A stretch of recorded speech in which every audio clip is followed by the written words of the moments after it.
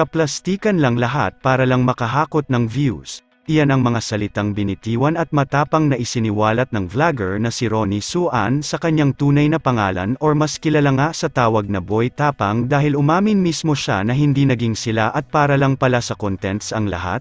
Matatandaan nitong nakaraan naging maingay ang kanilang mga pangalan sa social media dahil umamin sila sa publiko na magjowa sila kaya umabot pa sa puntong na feature sila sa KMJS at nalaman ng buong mundo ang estado ng relasyon ni LJ Satterfield at Boy Tapang, kaya ganun na lang ang naging reaksyon ng netizens sa mga pasaringan ng dalawa sa online at lumalim pa ang issue sa kanila dahil sila mismo naglalabasan ng patunay sa naging totoong relasyon nila.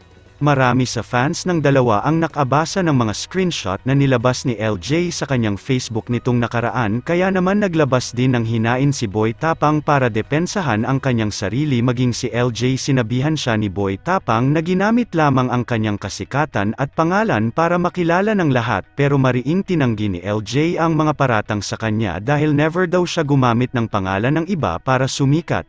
Hindi pa rin natatapos ang pasaringan ni Boy Tapang at LJ Satterfield kung saan patuloy nila nilabas ang mga nakaraang usapan nila sa pamamagitan ng screenshot.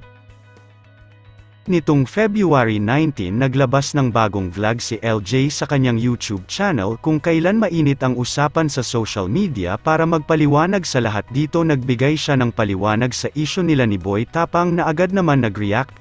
Ani Boy Tapang sa caption, "Kaplastikan lahat. Hakot views bakit hindi mo sabihin sa mga tao anong estado nating dalawa anong totoo, di mo kaya, kasi alam ko pag nalaman nila ito kulang pa yung bash na matatanggap mo, abangan nyo video na gagawin ko aamin ko na lahat para malaman nyo ang totoo."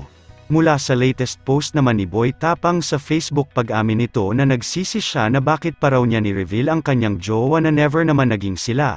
Hindi naman pala niya naging totoong jowa si LJ narito ang post niya. Kaya nagsimula itong issue nato dahil kagustuhan niya hindi sana ito mangyayari kung nanahimik siya kaso wala mas gusto niya ng issue para sisikat lalo kasi tumahimik na pangalan niya simula nag-stop kami. Nagsisi rin ako at nasaktan nag-reveal ako ng jowa na hindi ko naman jowa masakit lang isipin na ang dami pala magsusuporta sa maging relasyon ko kaso hindi ko jowa ni-reveal ko. Mali ako dun kaya ayun hindi niya nakaya mga bash sa kanya nag-reveal ng mga post at screenshot. Ako yung sinisi sa mga comments na binash siya na ganamit ako, na siya naman yung naapektuhan. Lumabas na ang buong screenshot nila ni Boy Tapang at LJ siya mismo ang nagpakalat nito sa publiko aniya. Magsimula tayo dito, sobrang hambog mo mag-claim ng sikat ka, ang totoo hindi naman kita kilala, ikaw ang lumapit sa akin at nagpakilala tapos ako ang sasabihin nyo ng feeling sikat. Nanahimik ako dahil ang gulo na. Pero ito ang gusto niya accusing me na gawa-gawa ko ang shared post di ko nga kilala yun tapos threatened ka dahil slowly nalalaman na ng tao ang totoo mong kulay, relax more to come. Ang mga screenshot na iyan ay mula sa Facebook ni LJ at mula sa unang pag-uusap nila kung saan si Boy Tapang pala mismo ang nag-message sa kanya.